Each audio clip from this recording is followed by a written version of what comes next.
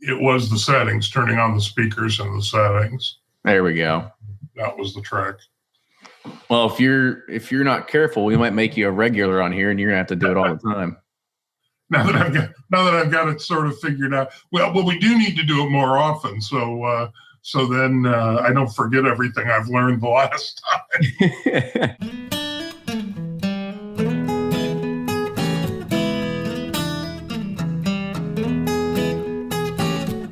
Hey everyone, the bourbon releases are making their way out. Camping lines are starting to form. Markets are going crazy. How much more of this can we take? Well, our guest today will tell us how we got here and what we can expect for the future. There are all kinds of opinions on the future of bourbon, so actually I want to hear your answers. Share with us on Facebook and Twitter, because we're going to take those and we might talk about them on the next roundtable segment if we get enough participation from everybody. I have to say thank you to everyone that has submitted an iTunes review, because we have eclipsed the 100th review mark. I mean, that's just awesome, and it really does mean a lot to have these reviews. It's great feedback for us because it helps us adapt and continue on, and we know we're doing great things, but it also helps others looking for bourbon podcasts to find this one more easily.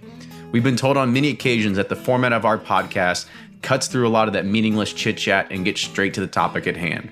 When we started this podcast, I knew I only wanted to put out content that I would want to listen to myself, so we're going to continue kicking butt right here for you all.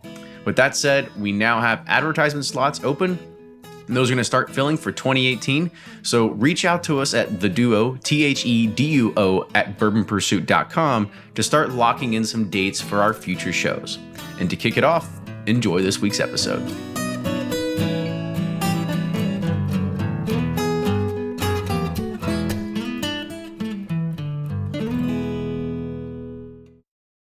Always find what you love at Total Wine & More. With so many great bottles to choose from at the lowest price, it's easy to find your favorite Cabernet or a new single barrel bourbon to try with some help from one of their friendly guides. And with every bottle comes the confidence of knowing you just found something amazing. With the lowest prices for over 30 years, find what you love and love what you find only at Total Wine & More. Curbside pickup and delivery available in most areas. Visit TotalWine.com to learn more. Spirits not sold in Virginia and North Carolina. Drink responsibly and be 21. Play Whiskey Wednesday, Round 11, the memory game. Until June 26, each week you can win one of our 12 incredible grand prizes. Select $2 at checkout. And if they match on drawing night, you'll win that bottle. Not a match? No worries. You still score a Weller 12-year. Every $5 ticket gives you 5 chances to win, including 4 weekly bonus prizes. Get your tickets now at give270.org. Charitable Gaming License ORG 0002703. From their bar to yours, Chad and Sarah of the popular YouTube channel It's Bourbon Night bring you their favorite at-home old-fashioned mix with the new Elemental Elixir's Golden Hour Syrup. It's a custom-made syrup with notes of bold black tea, warm spices, and orange zest. All you need is your favorite whiskey and ice. No bitters needed. One bottle makes 16 drinks, so that's only $1 a cocktail before you add your own whiskey. They can also be enjoyed in other cocktails or spirits, mocktails, coffee, tea, and anything you can think of. It's crafted locally in Lexington, Kentucky, and you can get your bottle now at whiskeyambitions.com. Ed Bly and Rising Tide Spirits are back again with a new release of Old Stubborn Bourbon. And this release of Old Stubborn is a premium hand marriage of 10, 11, and 12-year cask strength, barely filtered pot still bourbon. It comes in at a staggering 123.8 proof, and the flavoring grain for this one, which the last one was wheated, but this time it's now rye. Rich, sweet, and bold with a long finish that's sure to be another eye-opener. You can order online at Sealbox or thebourbonconcierge.com, and you can even purchase in person at Revival Vintage Spirits, and even now with very few select stores in Kentucky. You can get it now while you can, but be sure to do it because it's not going to last long. Do you ever pour yourself a bourbon, swirl it around, and then start struggling to come up with tasting notes? And perhaps you're also looking for a good Father's Day gift idea. Well, you can now solve both with a kit from Knows Your Bourbon. And unlike other nosing kits on the market, Knows Your Bourbon kits feature real ingredients for the most authentic aromas. You can smell real Tahitian vanilla bean instead of some synthetic aroma that's just made from chemicals. So head on over to knowsyourbourbon.com and enter code BP10 for 10% off your order.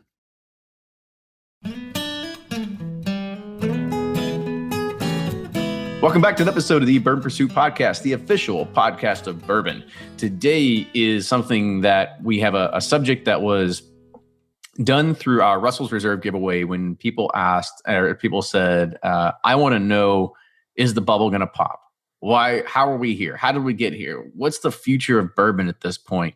We've talked about it on the roundtable before when, master distillers have said, the greatest bourbon has yet to be made. And yet we've got gimmicks like, bourbon that's being sent up on the space shuttles to be space aged. And, you name any kind of other kind of gimmick that's happening right now. So there is a lot of experimentation, whether it's the future of it, who knows, but maybe our guest today can be able to shed a little bit of light. Ryan's not here today, but this is being done on YouTube Live. We've got a few different viewers that are on here, and they may be sending some questions in as well. These are all people that have been supporting us on Patreon, and so they have the private access link to be able to watch this happening live as well. So without further ado, I want to introduce a man who has been a guest on the show before. It was back on episode 80. We had him come on, talk about his history. He's authored many books. We also had him come on and we talked about the time when Beam was backpedaling after they said, oh, we're going to raise the price on Booker's. And they said, oh, that's not a really good idea. So we talked about that for a little bit as well. So we have on today, we have Chuck Cowdery, is a name that is very well known with inside of the bourbon realm. He's part of, as I said, he's written lots of books. He's been adorned with, I don't know, I saw a Facebook post on him a few weeks ago. He says, you haven't really made it into bourbon until you get a gold medal, or he has one of those medallions. So I don't know if he's got a medallion yet, but he is a household name for bourbon. So Chuck, welcome back to the show. Actually, a friend of mine reminded me I do actually have a couple of medallions that I won in a competition about 10 years ago. So I should go put them on. Maybe next time I'll put on all my regalia. all your whiskey bling. Is that what you want to call it? It also identifies me as a member of the Kentucky Bourbon Hall of Fame, and I have my trophy for that, which is actually a small still. So I should set up the studio with all that stuff behind me. Sorry, it's as anybody who's watching this can tell, I can't even be bothered to light the room, let alone decorate it. I am to talk about bourbon pretty much any time. Well, before we get going, I want to let you plug yourself real quick, a quick brief history of who you are and some of the books that you've published as well.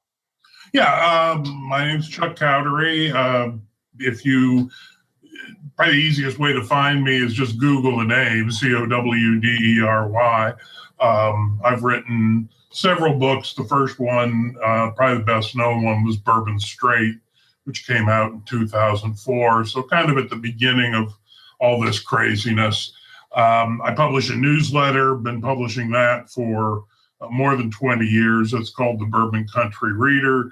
Just a very small, very personal sort of thing, but it's probably the on paper equivalent of doing a podcast, staying sort of in that traditional mode. I started out working in the industry and the marketing side of it. That was what got me kind of interested in it. I lived in Kentucky at that time. I live in Chicago now. And so really just caught the bug back when it certainly didn't look like it was going to be worth anything, which was back in starting in the late 70s, really got into it more in the 80s. And then the real sort of tipping point was in 91, 92, when I produced the documentary Made and Bottled in Kentucky for public television. And that was pretty much when I really caught I'd had a few bouts of the disease before that, but that was when I really caught a full-on dose of it, and really have just been sort of obsessed with bourbon and the industry and the history and all the rest of it ever since.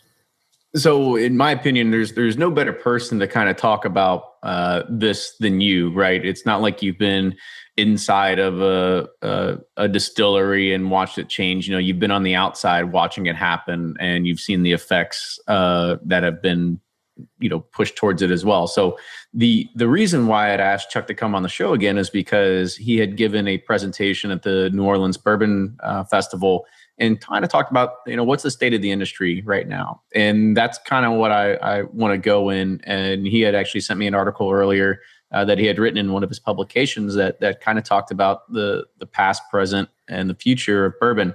And so we're going to kind of use that as a guide of the discussion here, and kind of where we're going to talk about. And of course, we're going to start about the past. So Chuck, I'm going to put it to you first. When I talk about the past with bourbon, was it ever an understanding at some point that bourbon could possibly become extinct because people just weren't drinking it anymore? Well, yeah, I mean, to go way back, let's not go all the way back, but let's say starting at the repeal of Prohibition. Obviously, when Prohibition was repealed in 1933, people wanted to drink, and they wanted to drink bourbon. They wanted to drink American whiskey, bourbon and rye. That's what they had drunk before Prohibition. And basically, if you were living in the United States and you drank a distilled spirit, the distilled spirit you drank was American whiskey, either bourbon or rye or corn whiskey, but bourbon and rye primarily. And there was very little in the way of imports, even from Canada at that time. So that's what people drank. So after Prohibition, they figured that's what people wanted to drink again. So the industry geared up. And in fact, yes, sales demand outpaced supply year after year after year. Then the war, of course, came, and a lot of distilleries were converted into straight alcohol production for the war effort. So bourbon kind of took a hit. It was still being made and still being sold. It was certainly still legal during the war, but it was in short supply. And so again, there was that tightness in the market, a lot more demand than there was supply. End of the war, again, the distilleries are sort of gearing up, being built up as fast as they can, and still more demand than supply. Pressure on supplies. People aren't able to, there's just not as much bourbon as people want. So the distilleries keep expanding, keep making more. Then really suddenly, this is before we jump into that, I mean, one question that I kind of had, and maybe it's rumor, but I've heard even during that time of the effort and even the resurgence at that time, people were actually drinking more whiskey then than they are even now today.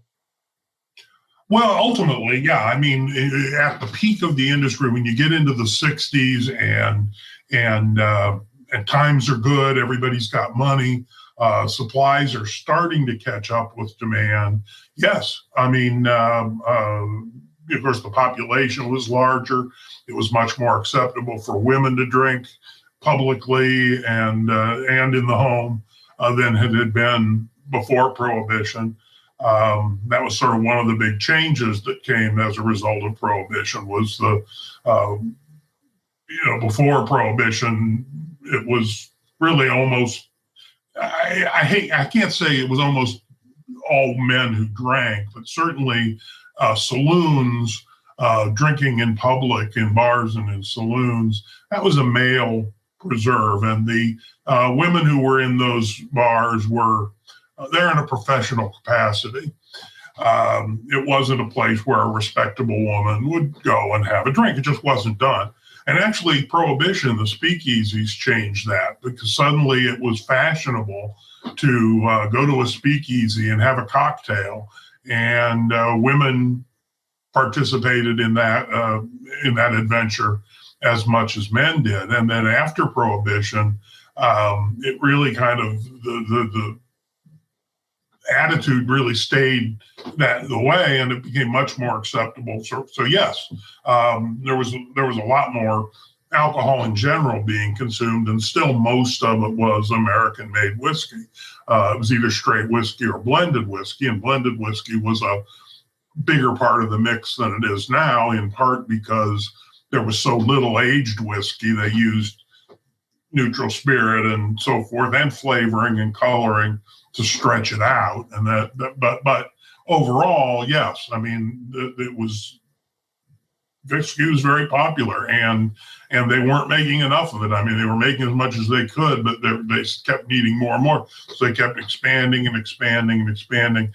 And then really, even if you didn't live through it, everybody, this is the anniversary of the Summer of Love of 1967, San Francisco. And it was a crazy time. I was still in high school then, but still it was a crazy time in terms of attitudes and changes and changes in the culture and changes in people's behavior.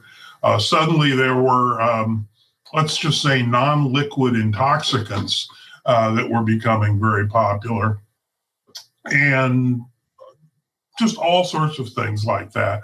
And so suddenly in the late 60s, it depends on what you're counting, if you want to put an exact year on it, but late 60s, very early 70s, suddenly the bottom just fell out of the bourbon market.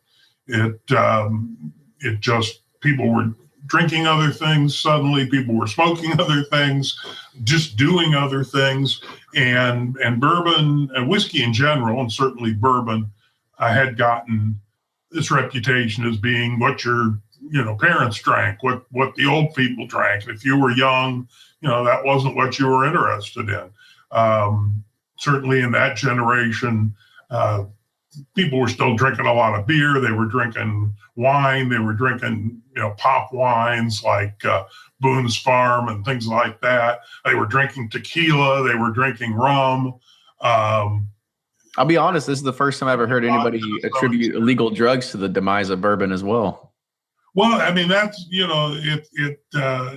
let's just say it was a time of a lot of change. And, but one of those changes was people did stop buying bourbon in droves. So here you had an industry that had been gearing up, expanding, producing as much as it could. And of course, with the aging cycle, that means that they were always producing ahead of when the whiskey was going to be available for sale. So when the bottom fell out in the late 60s, they had whiskey in warehouses that was anticipating an expanded market, 4, 5, 6, 7 years out. And in fact, the market was contracting. So you not only had, it's not like, say, with the automobile industry, if sales suddenly slumped, you just stop making cars for a while and equalize that. But with bourbon, because that whiskey's in the warehouses and it's aging, you can't stop, you can't stop it aging. You find yourself, when you have that sudden sales collapse like that, you find yourself with a stock that's actually not being taken away, that's actually growing, even though you're not selling anything. So that's exactly what happened. And because it was so unexpected, because it happened on the heels of 20 years, 30 years of uninterrupted growth, the producers were in denial about it. They couldn't believe it. They couldn't believe that was happening.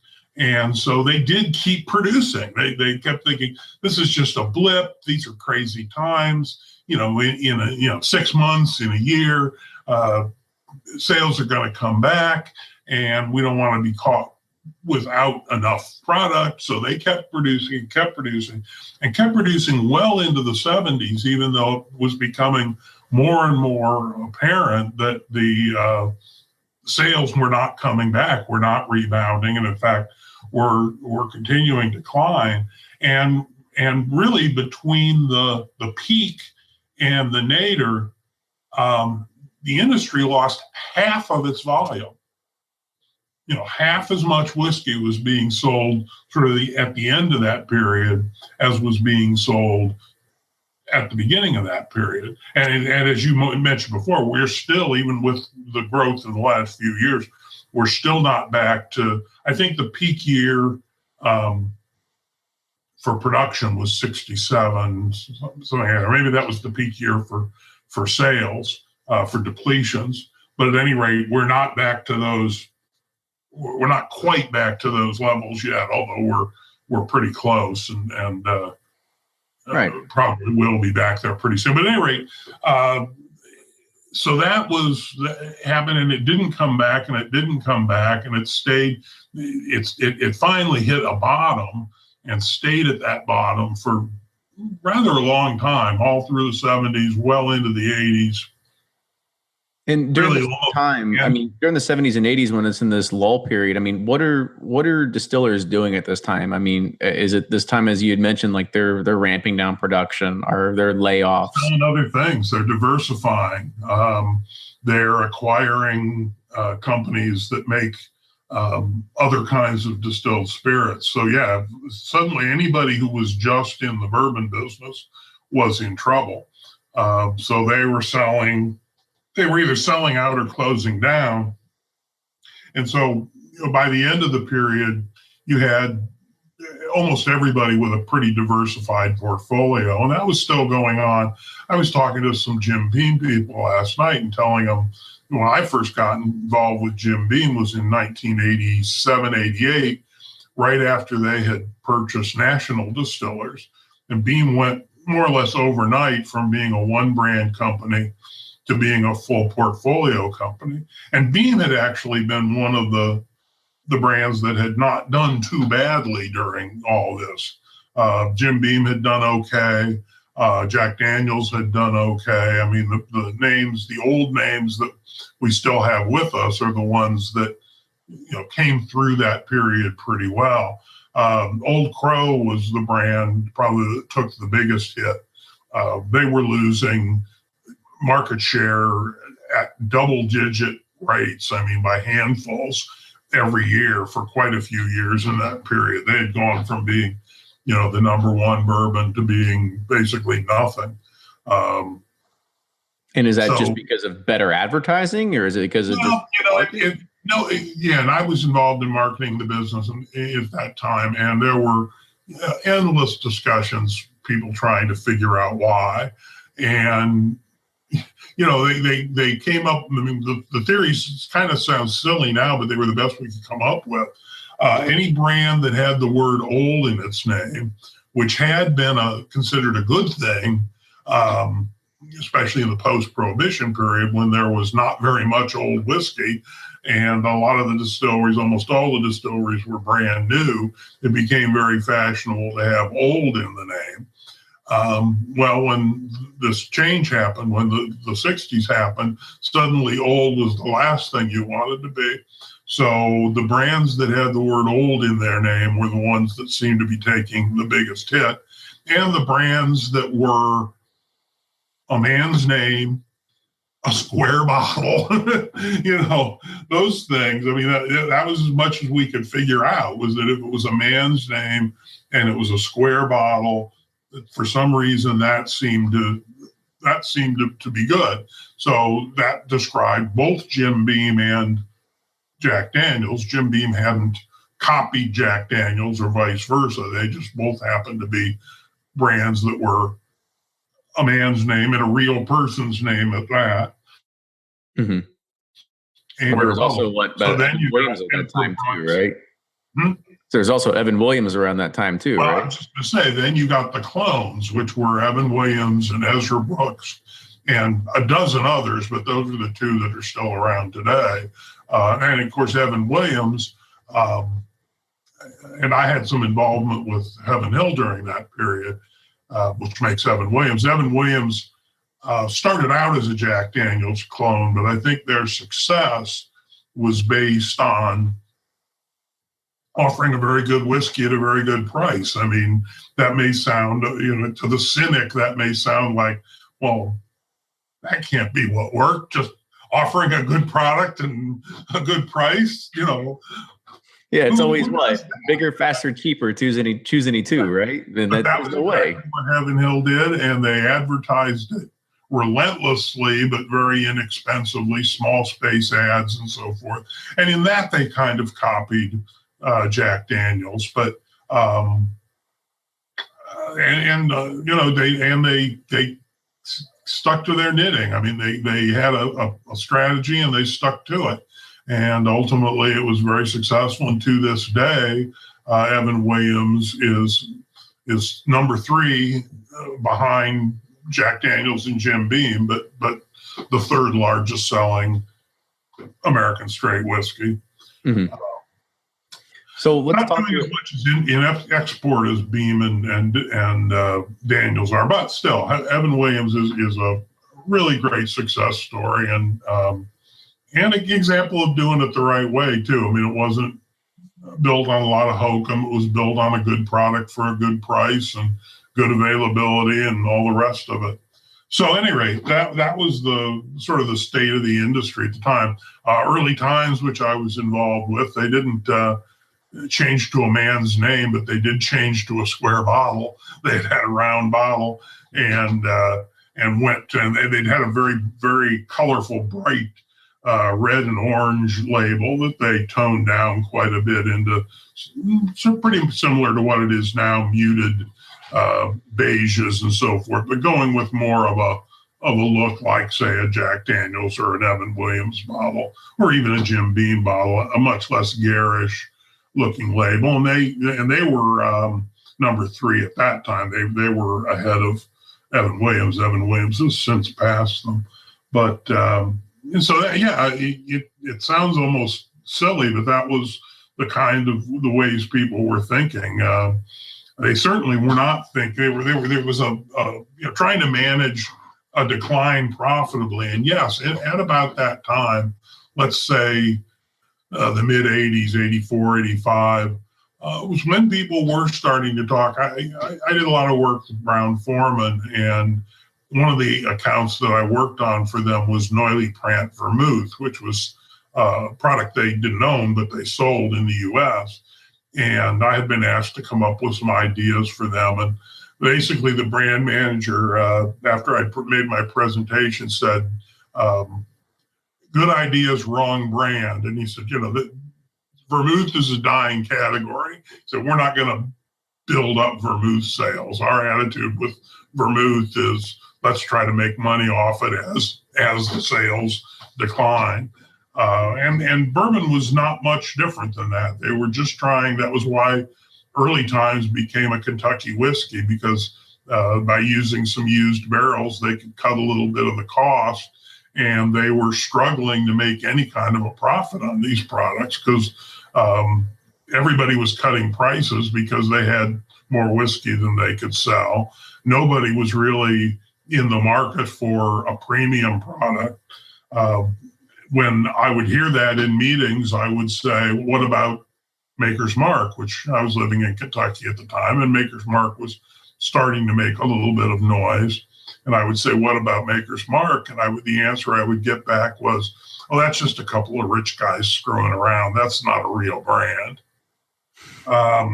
That's an interesting take. Yeah, Bill loves that story. But that was the way the rest of the industry viewed Maker's Mark, and they really viewed the industry as something that, the drinkers of bourbon were old. They were going to die. No young people were picking it up, except in the South. I mean, the states of the old Confederacy continued to be loyal to bourbon. And so bourbon continued. Of course, those are not states either. So they weren't necessarily paying all the bills, but still there were young consumers in Kentucky and Tennessee and Alabama and Mississippi and Georgia and the Carolinas and Texas, of course, being a large state that also continued to be bourbon drinkers. And Texas, interestingly enough, was and is the most popular state for wheated bourbon. W.L. Weller especially has always been very, very successful in Texas. And that was even true back in the 50s and 60s and 70s and 80s, during that whole period when it was still Stitzel Weller owned by the Van Winkle family. So yeah, that's sort of what the state of things was. And then in the late 80s was when bourbon started to get popular in Japan. And it was kind of the reverse of what had happened in the United States. In the United States, everybody drank bourbon. And then the young people said, we don't want to do what our parents did. And so the young people stopped drinking bourbon.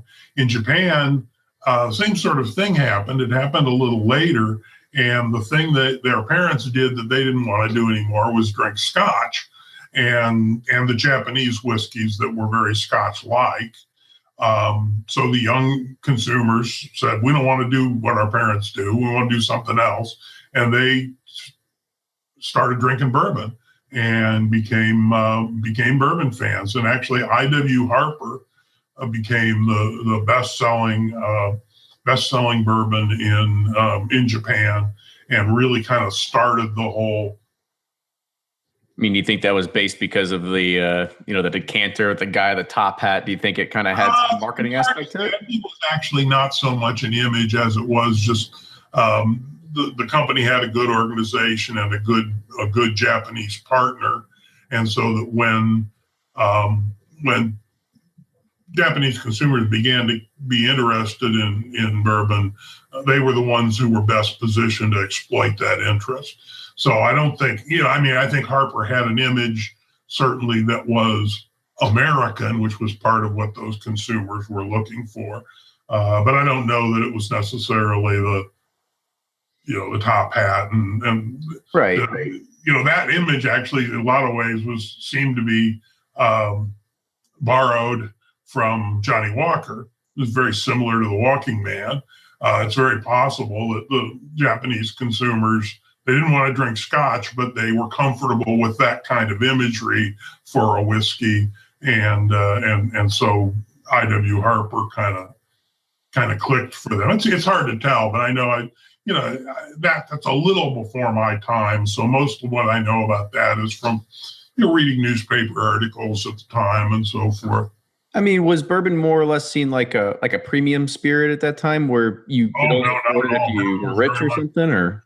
Bourbon was very much a commodity. Bourbon was shot in a beer. I mean, it was.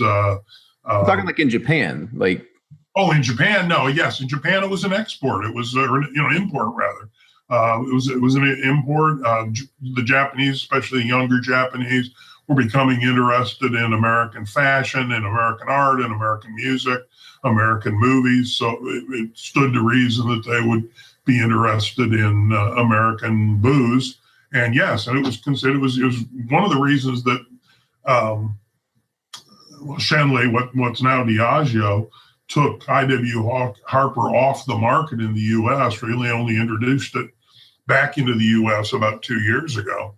The reason they took it off the market in the U.S. was because it was cheap bottom shelf whiskey in the U.S. and it was an expensive import in Japan. And so what clever entrepreneurial Americans were doing was buying it at wholesale, buying legitimate product that they were buying at wholesale. And instead of selling it at retail like they were in the U.S., like they were supposed to do, they were shipping it to Japan. And the pricing difference was so great that if they could, that even paying wholesale prices in the U.S., they could make money in Japan. That product, make good money. That's called gray market, and it's not quite black market because it's all legal product, but it's going through an illegal or at least unsanctioned distribution channel, and so that's why that's why they took off the market in the U.S. Another question is, during this time, what were distilleries doing in regards of, since you have a background in marketing, what are they doing in regards of marketing for these Japanese and European markets? Because if the market wasn't there for the U.S. and they saw as exports as being the biggest benefactor for their survival, what were they doing differently? Well, the thing about in Japan, and it's still true in Japan, if you want to do business in Japan, and this is true in most countries, but it's certainly maybe even more true in Asia, you need a local partner. you need a company that's in the beverage business if you're selling a beverage product and knows how to market to those consumers. So the American companies didn't do very much except tell their Japanese partners, to do what they thought was best in terms of marketing. But what they did was market it very much as an American product with all the imagery that you would expect having to do with America. And then when it started to grow in Europe, the same thing. So I recall a Jim Beam ad that may have run in Japan. I know it ran in Western Europe, and it basically depicted a cowboy, cowboy hat, blue jeans, but riding a motorcycle, and in a desert sort of environment. And that was sort of the modern American cowboy image. And you saw a lot of variations on that, and still do. And it was one of the reasons that again, the predecessor company to Diageo thought that they could do very well with Rebel Yell in the foreign market, right, Europe, because they thought, well, it's a connection to American history and so forth. I think maybe hanging it on the Confederacy maybe didn't have the resonance that they hoped it would. The imagery that the rest of the world seems to like about America is the cowboy thing. I mean, that's really at the top of the heap. Anything having to do with the Old West and cowboys and the cowboy look and so forth, not necessarily, fighting Indians or anything like that, but just the American individual, the wide open spaces. The thing that was taking the world by storm at that time was blue jeans, Levi's. That was the American export that young people in virtually every country in the world was excited about. That was what everybody wanted to wear, was Levi's. And obviously it was very good for Levi's, but that connection to that image of America and Americana, and certainly music was a part of it too. Country and Western music, for example, had always been very popular in England, in Germany to some extent. Jim Beam got a lot of benefit in Germany because that was the main brand distributed to U.S. troops who were stationed there after the war.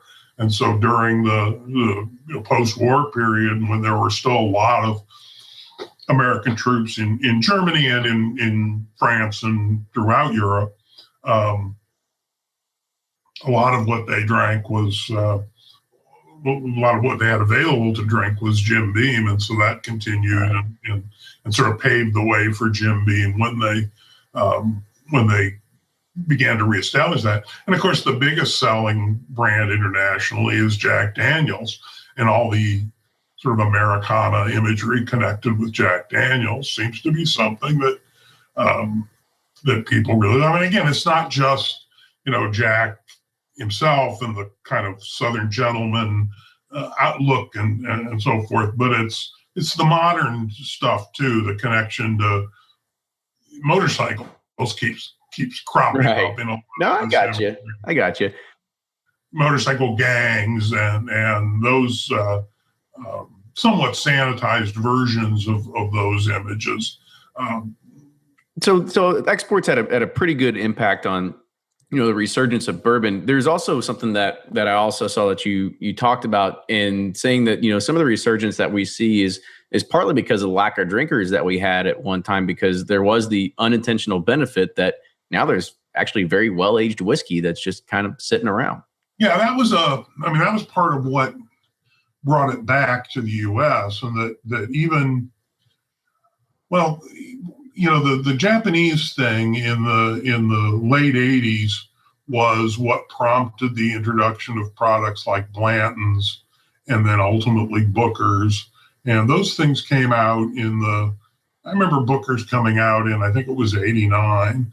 I know I actually had my first glass of Booker's in Louisville, so I know I wasn't still living there then, but I was still spending a lot of time there. And so they started introducing these new products, and yes, a lot of it what did have to do with age. The Japanese, because of their Scotch drinking ways, were certainly used to seeing age statements of 12 years old and 18 years old. And they began to ask their suppliers, their American suppliers, do you have any bourbon that's 12 years old, 18 years old? And ordinarily, the answer would be no. And ordinarily, the answer would be, oh my God, no, because at least the American producers and Americans in general at that time didn't think very much of very, very old bourbon. In fact, you could rarely find anything older than about 12 years on the market, and that was even very rare to find. Almost all bourbon was being sold in the 4 to 6 year old age range. So when the Japanese said that, all of a sudden they said, well, yeah, as a matter of fact, we do. We didn't mean to, but because of all that, what we call the glut period, or I call it the pig and the python, it just kept sort of moving through this whiskey that had been made and wasn't being sold and just kept getting older and older. So yeah, then what happened was, as we started to get into the 90s, and this, the Japanese were more and more interested in this older whiskey. Again, into entrepreneurs, like a guy named Gordon Hugh, who lived in Covington, Kentucky, just across the river from Cincinnati, and owned a liquor store called Cork and Bottle. He got the idea to start checking into these distilleries and find out who had 15, 16, 17, 18, 19, 20-year-old whiskey to sell. Found a few. One of them he found was in Pennsylvania, a place called Michter's, and they had some 16-year-old bourbon that they had available to sell, because the person it had been contract made, and the person who made it, owned it, didn't really have any use for it. And so they contacted him, and he was a guy by the name of Adolf Hirsch, and he gave them permission. He not only sold them the whiskey, but gave him permission to use his name, and that's how A.H. Hirsch bourbon came into existence. It was originally created for the Japanese market and was sold, a lot of it, especially in the early days, sold in Japan. But they did sell some of it at their liquor store at Cork and Bottle and at some other liquor stores. And it began to create a following in the U.S. And that wasn't just Hirsch. There were others, but that's probably the name that people know. And that is what really started this trend of people being interested in these very, very old whiskeys. It's a pretty good tidbit right there. Yeah, I mean, well, I happen to have written a whole book about it. Yes, you have. Called The Best Bourbon You'll Never Taste, which is available at my blog. So, which I assume you'll provide a link to. Of course. And so anyway, yeah, that's the story there. But that was really the beginning of it. And there were many others, and Hugh did others. Julian Van Winkle was the bottler for Hirsch. He didn't own the brand or have any commercial interest in it other than as the bottler. But he obviously saw what was going on and came out and continued the brand that his father had started, really his grandfather had started, which was the Van Winkle brand. But he really established the idea that the Van Winkle brand would represent very well-aged whiskey. So the youngest youngest product in their portfolio was a 10-year-old, and then they had a 15-year-old, and then they went along like that for a while, and a 12-year-old rye, but then they added a 20-year-old bourbon and a 23-year-old bourbon, and those are the pappies that are so hard to get today. That's pretty much how they start. So they started indirect response to the Japanese trend, although they were created more for the American market, although they were certainly sold in Japan. And you know, against, I mean, no less a figure than Booker No said that the best bourbons were between 6 and 8 years old. Most distillers that I've talked to over the years, especially the older ones, would agree with that. Some of them would say 10 years is good. Some of them would say 12 years is good. Some of them would say nothing older than 8 years is good. I mean, everybody had their own attitudes about it. Some of the best bourbon ever made, though, was some of the wheated bourbon that Stitzel-Weller made that was aged 10, 12 years. Yeah, and I kind of want to talk about that just a little bit because, I mean, that was sort of an adverse effect of this era, right? In regards of, you know, having so much stock and then realizing that the bottom has kind of fallen out and they just had to kind of sell everything out and kind of shut doors, right? Well, Stitzel-Weller had sold 10-year-old and 12-year-old even in the 50s when it was when there was plenty of demand, but that was just what they did. I mean, they, you know, Pappy Van Winkle,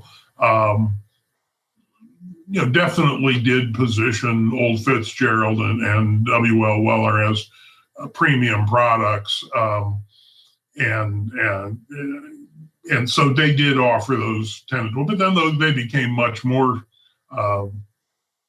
prominent in the mix when they had so much extra whiskey. I mean, that obviously, when they had a lot of 10 and 12-year-old, they put a lot more emphasis on the 10 and 12-year-old products. And those were still, I mean, the very, very old Fitzgerald at 12 years old was, you know, still available, though becoming harder and harder to find in the early 90s.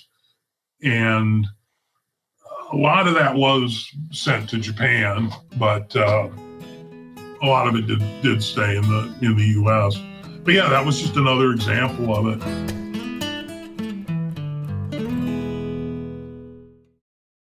If you're anything like me, then you can't get enough about bourbon. And that's why I'm a subscriber to Bourbon Plus magazine. Bourbon Plus is a quarterly publication that tells the stories from the heart of bourbon, the farmers who grow the grain, the distillers who labor over the process, and the people like you and me who raise their glasses to celebrate it all.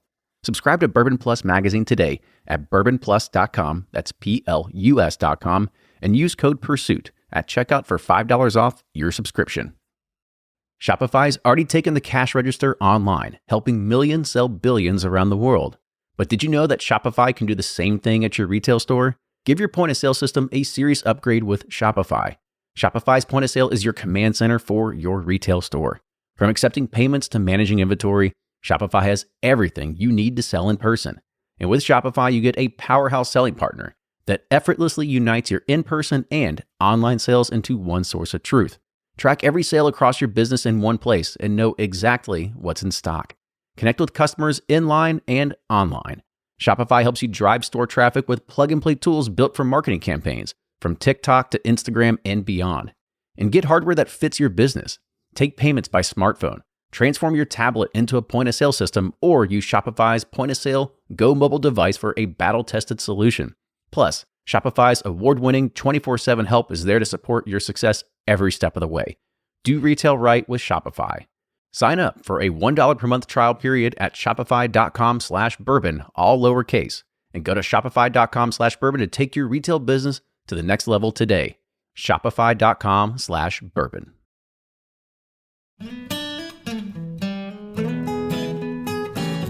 So, you know, right now we're talking about, you know, there's a surge in the buying between, you know, domestically and internationally and stuff like that. And you kind of talk about there's also a surge of NDPs at this time, or what you've coined as non-distilling producers. So kind of talk about what they were doing at this time as production was ramping up at some of these distilleries as well. Well, of course, that's what Van Winkle was. That's what, and still is, you know, to the extent that they're separate from Buffalo Trace. Buffalo Trace is the distillery, but Van Winkle is a semi-separate company still. But in those days, they were strictly an NDP, although almost everything they were selling was from the old family distillery from Stitzel-Weller. And Hugh, the same way. The Hirsch stuff obviously was sourced whiskey. So yeah, I mean, a lot of extra aged products, these very old products. The distilleries weren't interested in them. So if they could sell off those 19, 20-year-old barrels, they were happy to sell them, and happy to sell them pretty cheap. I mean, especially in comparison to what you would pay for something like that now. They were relatively cheap. So an entrepreneur, not even somebody who actually had an established liquor company, could get with a relatively small investment, could get the necessary licenses, could get the stock because it was very available and very inexpensive, and get some bottles and have some labels printed and find a distributor and get out there into the marketplace with with the products that were often very small. I mean, the Willet products have become very popular, and they had a lot of bottlings over the years in those very old products.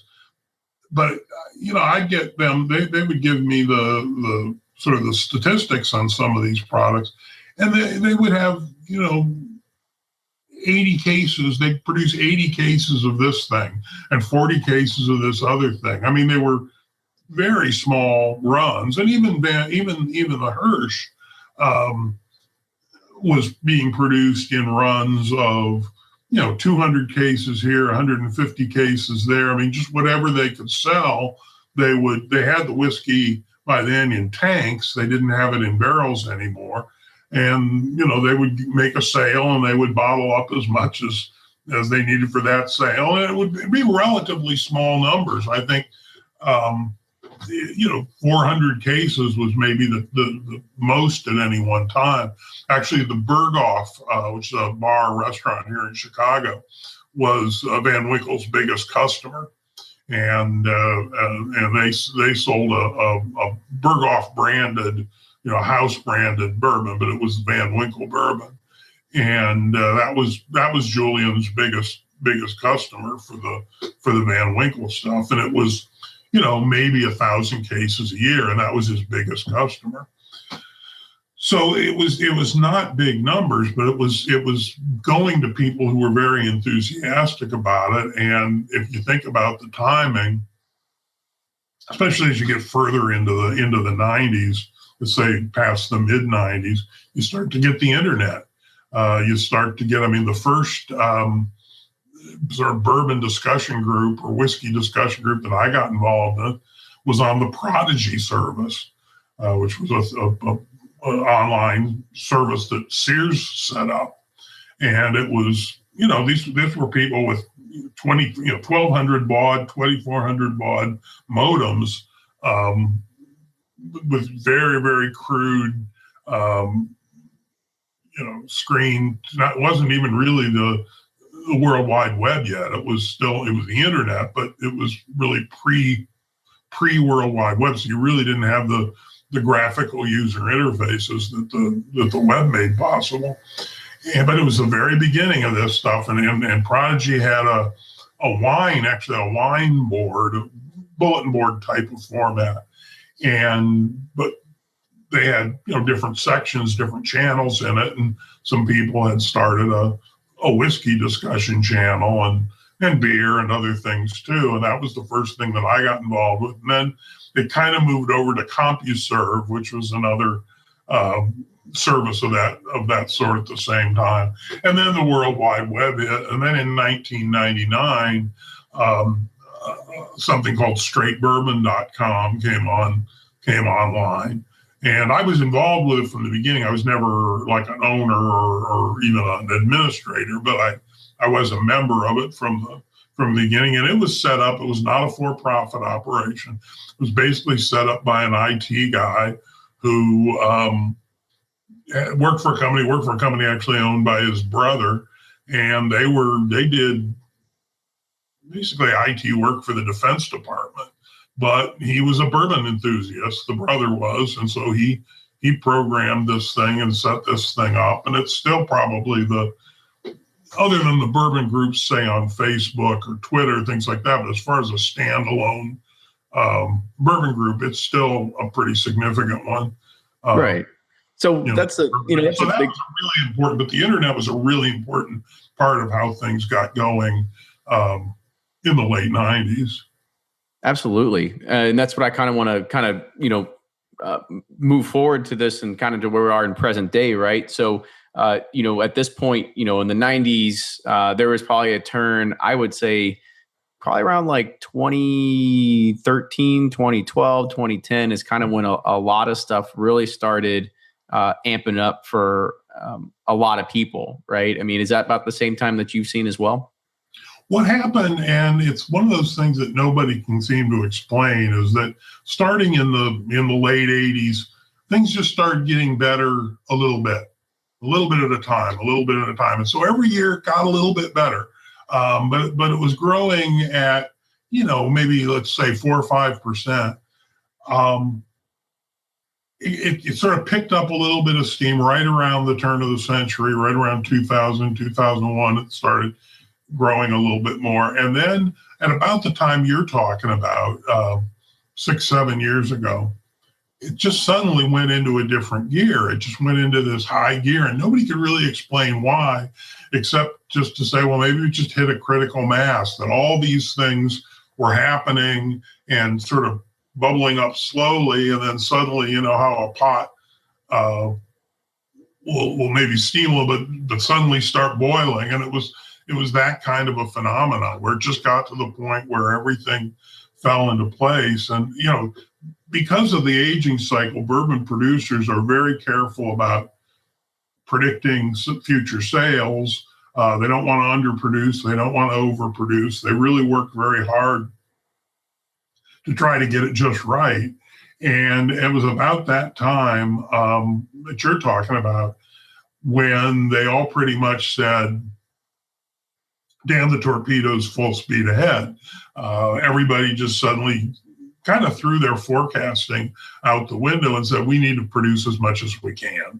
And they figured out what their distilleries were capable of in their present configuration and maxed that out, and then started figuring out the most economical ways to expand. And in many cases, that didn't necessarily mean a new or a larger still. That maybe meant more fermenters. That maybe just meant going to 2 shifts rather than 1, or going to 3 shifts rather than 2, or producing further into the summer. I was just looking at some stuff from 1910, and 1910, was still enough before Prohibition that the industry was still going pretty strong, but still a lot of distilleries were only operating maybe 6 months out of the year. The highest days of summer, warmest days of summer, July, August, into early September, it was just too hot, and they would shut down because they didn't have air conditioning. They usually had spring water that was cold that they could cool down the fermenters with and so forth. But they didn't have chillers. They didn't have like we have now and so forth. So it would just get too hot in the summer. So they would close down for a couple months in the summer, and they would usually close down for a couple months in the winter to do maintenance and so forth. Heck, probably back in 1910, in that period, it was still very seasonal, so that I know one thing that had always been true in distilleries was that a lot of the hands were farmers, and they wouldn't work during planting season, and they wouldn't work during harvest season. So you had to schedule distillery production around that. Also, of course, very dependent on the grain supplies. So obviously after the fall harvest would usually be the time of the year in terms of in terms of actual distilling activities. Now, a lot of that stuff, I mean, Heaven Hill was probably the first distillery that pretty much routinely operated year round. And if they shut down, it would be for, maybe 2 weeks, because you just had to from, time to time for maintenance.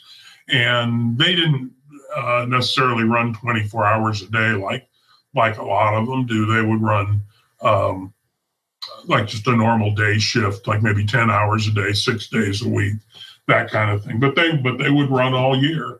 And and to this day they still do maintenance and stuff like that. But I kind of want to ask you another question. You had talked about the word critical mass earlier, and when we think about today, like, have we hit critical mass yet? I mean, because in my opinion, I still see us kind of still driving up the hockey stick at this point. Well, certainly the distilleries are not going to let any grass grow under their feet. They are expanding. New distilleries are going online. It was just announced yesterday that Bardstown Bourbon Company, which has only been operating for a little over a year, is going to expand over the next year up to a 6 million, 6 million gallon proof gallon production level, which is, they say, makes them one of the biggest. That's a little bit of an exaggeration, but it makes them maybe number 6, which is certainly pretty substantial for a company that's only been in operation for a little more than a year. So there's a lot of people still building. I mean, Luxco Distillery, also in Bardstown, will probably start producing by toward the end of this year. So you don't think we've actually hit it yet, then? So you don't think we've hit the critical mass yet? I mean, they don't. I don't think anyone really knows. I think that's the big gamble right now. A lot of people, very sort of reflexively, every time this news of somebody new expansion comes out or a new distillery comes out, everybody says, "Oh, we're going to have a glut in 5 or 6 years." Some people are just naysayers. I mean, you certainly have people in the enthusiast community who are predicting that, but certainly nobody in the industry is. Everybody in the industry, I haven't heard anybody in the industry say, "Hey, we need to cut back. We need to slow this thing down. We need, we're getting ahead of ourselves," or anything like that. And what it really amounts to is export growth. I mean, yes, the domestic market right now is pretty saturated. It's hard to imagine how much more bourbon Americans can drink. They can still drink more, but not in double-digit growth types of numbers. But there are a lot. So it's really export, and it's ultimately going to depend on China and India. If those markets open up and expand like they could, just considering the population that they have and considering the drinking habits that they already have, those markets.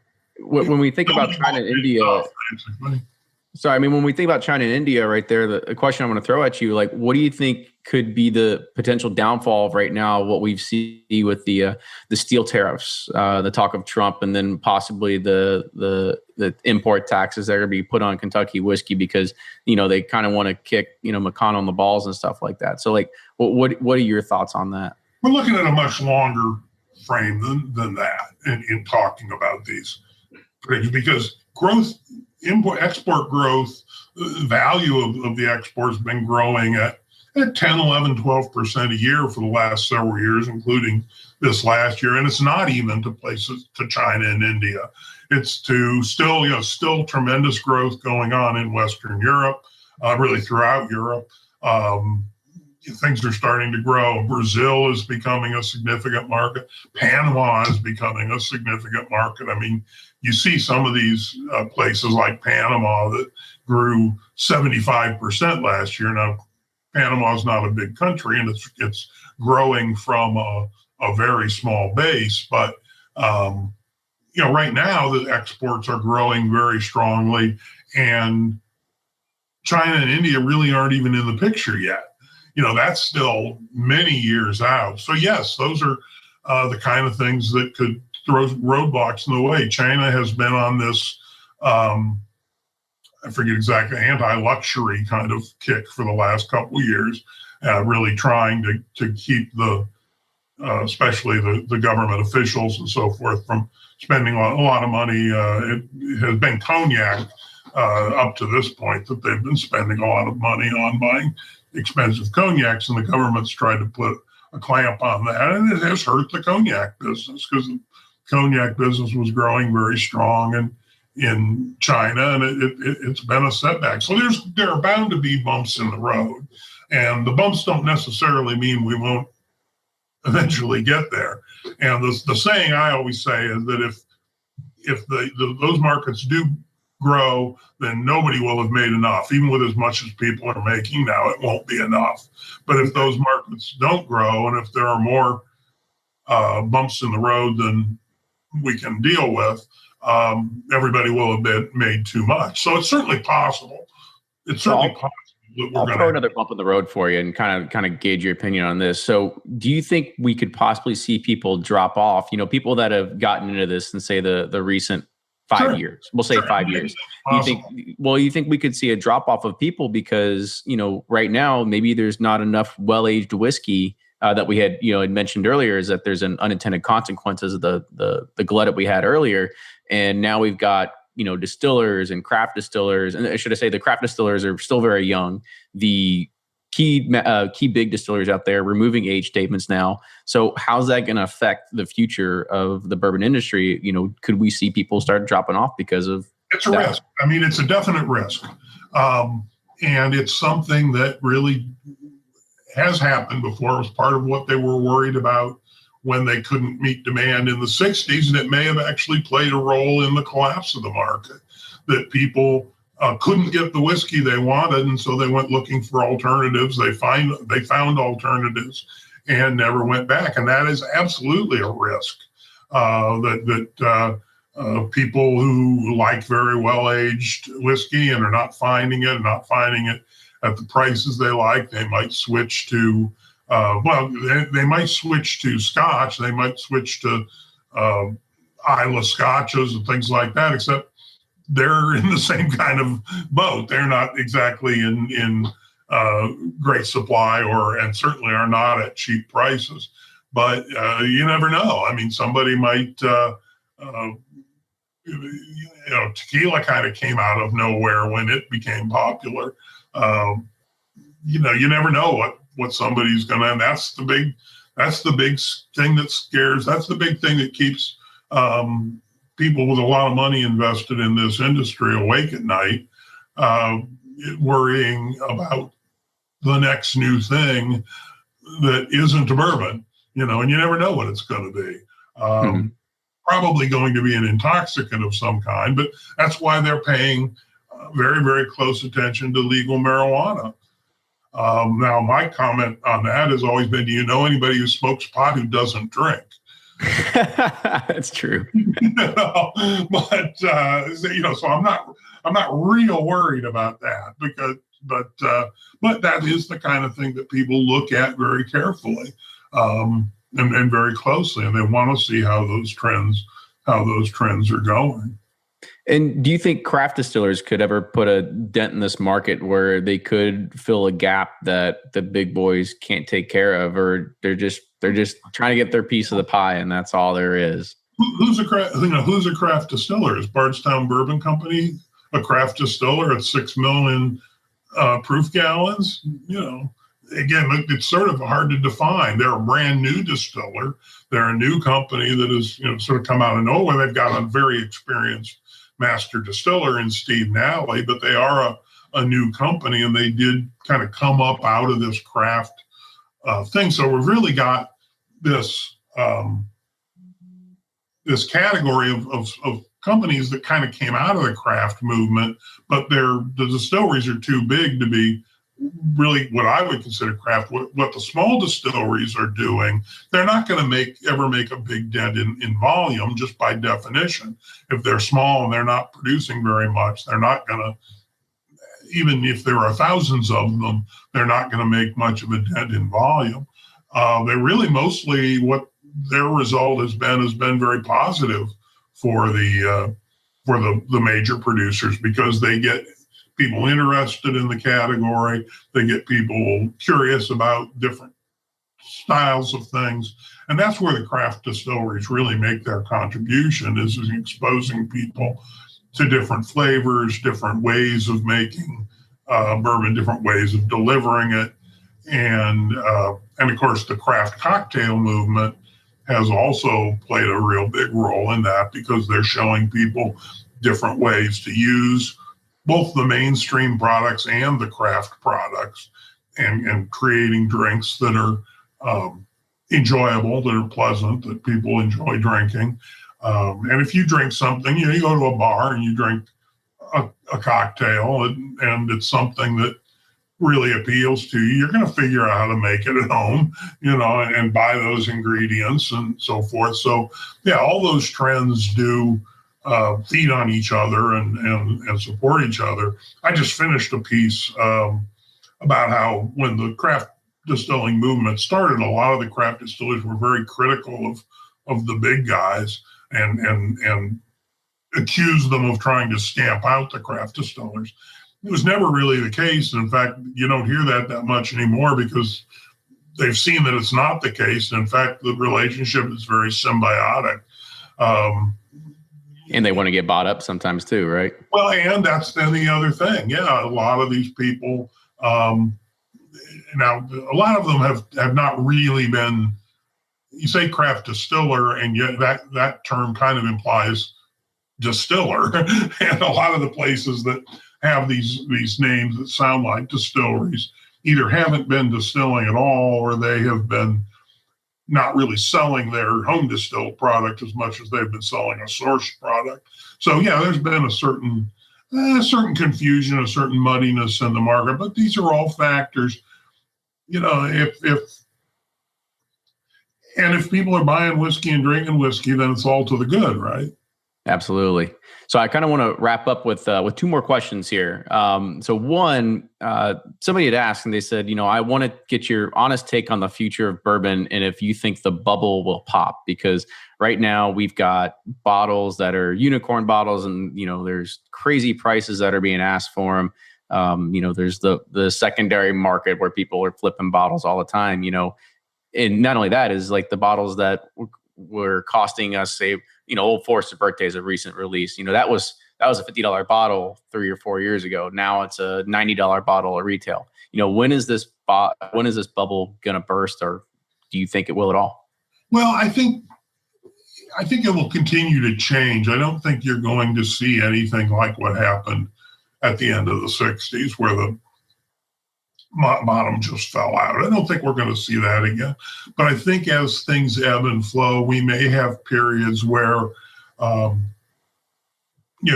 things are very tight for 6 months, and then things loosen up for 6 months or 18 months or whatever it might be. I mean, I don't think we're ever going to see, vast supplies of unicorn type bottles, because they wouldn't be unicorns then. If they were easy to get and inexpensive, they wouldn't be unicorns. So that's part of the market now, that idea of these products that are very scarce, very expensive. You've got this secondary market that people both love and complain about. I think the biggest problem with the secondary market is that it's all illegal. And so it has to be done. It's not super illegal, but there aren't people being arrested left and right for it or anything, but it is still illegal, so it has to be done underground. Anything that's on the down low like that has a tendency to attract people who are up to no good. So there's a lot of that's where the counterfeits are, that's where the scams are, and the best way to solve those problems would be to legalize it. Kentucky has sort of made an attempt to do that. There are some other places where vintage spirits can be bought and sold legally, but it's not really been normalized yet. And that I think if government, if legislators, if the industry and the legislators could figure out an intelligent way to do that, I think that would help a lot. And where would be a better place to do it than Kentucky, where you already have a government, maybe not the current government, but government in general, and certainly a legislature that is recognizes the benefits of whiskey and whiskey sales and whiskey production, and has made an attempt to legalize the secondary market. So I think that would go a long way toward normalizing that. But unicorns wouldn't be unicorns if they weren't expensive and hard to get. Right. So you think those prices are always going to stay or continually increase, or you think they might?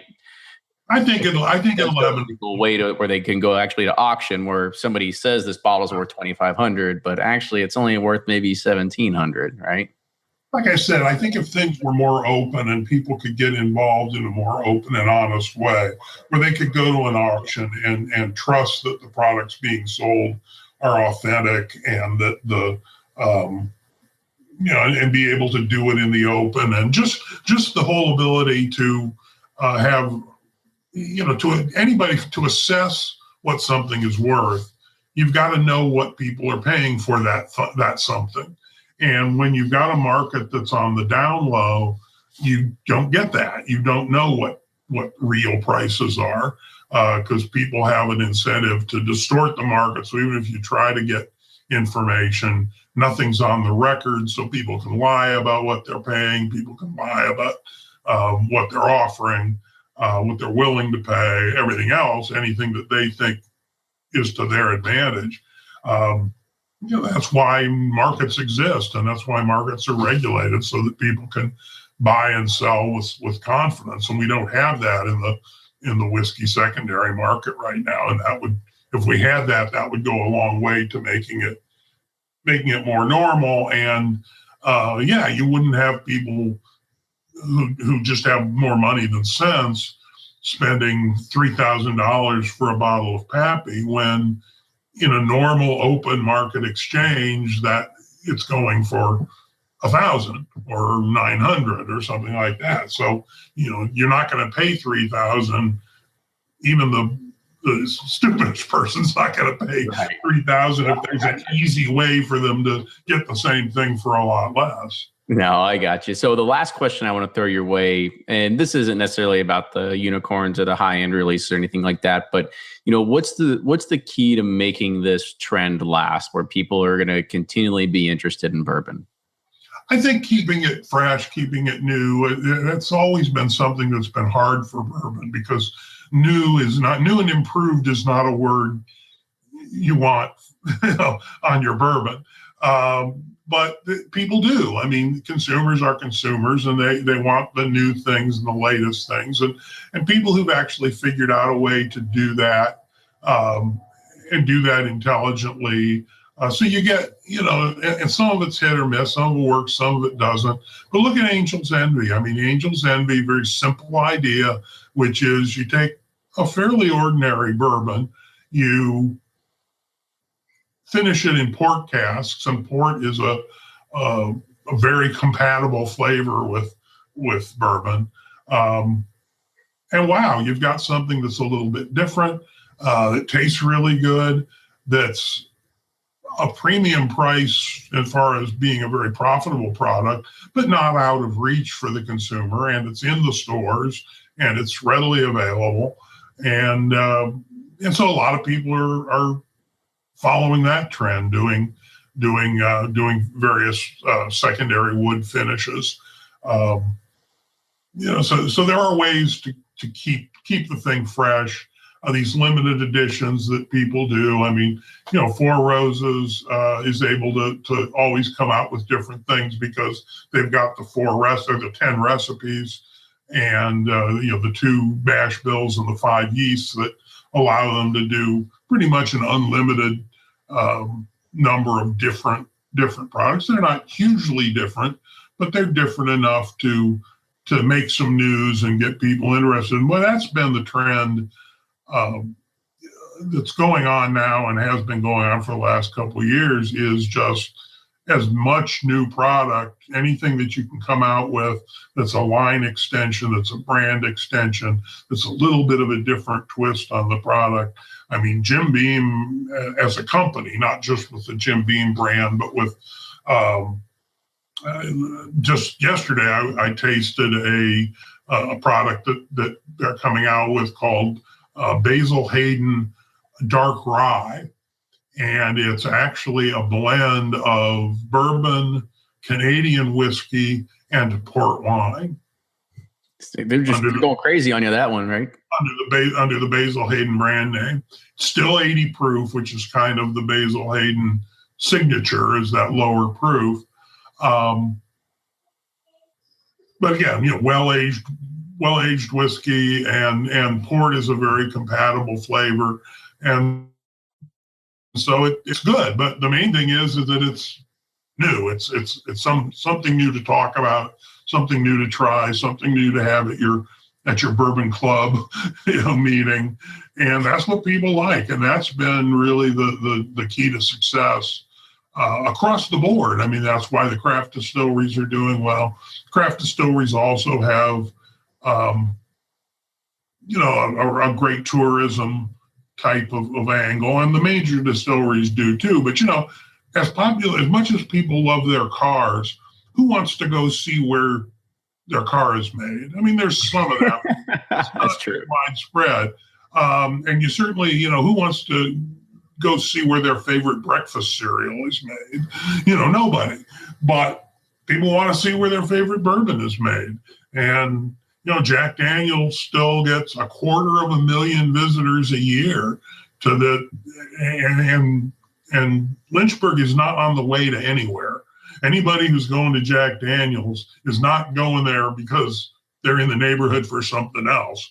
They're going there to go to Jack Daniel's, and it's 250,000 people a year who do that. And the Kentucky Bourbon Trail, people who actually officially use the passport and sort of sign up for the trail, those numbers are well over 500,000 people a year. Buffalo Trace, all by itself, not being part of the official trail, I'm not sure what the number is now, but it's a couple 100,000 a year. So, all of those things, I think everybody has recognized that bourbon's a unique product. It's uniquely American. It's unique among distilled spirits products. It's unique among consumer products in general, in that people develop an attachment to a brand or a product that they just don't with other alcohols. I mean, you see it. Certainly there are wine enthusiasts, there are beer enthusiasts. So it is all sort of part of a piece. With clothing or food or other consumables and stuff like that. Kinds of consumables. It's kind of unique in that regard. And I think everybody has recognized it and figured out ways to exploit it and keep it moving forward. So I think things are generally positive, and I don't really see, there's always going to be bumps in the road. There are always going to be, I don't think we're going to see the bubble burst in the same sense that the tech bubble burst some years back. But I think we'll see little bursts every now and then. Small bubbles that pop, but nothing huge. Little things that pop and change, and some people may get hurt in the process. Somebody who's maybe overinvested in X won't be ready when Y comes along. But other people will. And so I certainly think it's going to continue to be very interesting. I don't think you're going to get bored. I don't think I'm going to get bored. I think that just when I think I'm getting bored, something new happens that gets me excited again. So I think I'm going to be able to ride this train to the end. Well, good. That means there's more books to write. There's more podcasts to put out. This is not going to be over yet. So, Chuck, I want to say thanks again for coming on the show, man. And there's more whiskey to drink. And there's going to be more whiskey to drink. That's for sure. So, Chuck, again, thank you for coming on the show today. It was great to get a lot of your input and your insight. And I think we're going to have you on again now that we figured out how to use Google Hangouts. You're gonna be on here. I'm gonna put you on a rotation like every 10 episodes or something like that. So I don't want to get me on again so I don't forget everything I learned this time. Sounds good. So Chuck, thank you again. For anybody that wants to get in touch with Chuck, you can find him on his blog. You can go to Amazon. You can search for his books. You can go to, you can actually buy his books on his blog. You can buy that KET special that's still on DVD. He said he still has a few more copies left. And then I'm going to try to help him figure out how to get it on YouTube. So we'll figure out how to do that too at some point. Will do. All right. So thank you again, Chuck. Make sure you follow us on Facebook, Instagram, and Twitter at Bourbon Pursuit. Support the show on Patreon, patreon.com/Bourbon Pursuit. If you have any other show suggestions, people you'd like to see, or want to just send us some fan mail, go ahead. You can send us an email at theduo, THEDUO at bourbonpursuit.com. Once again, Chuck, thank you. And we will see you all next week.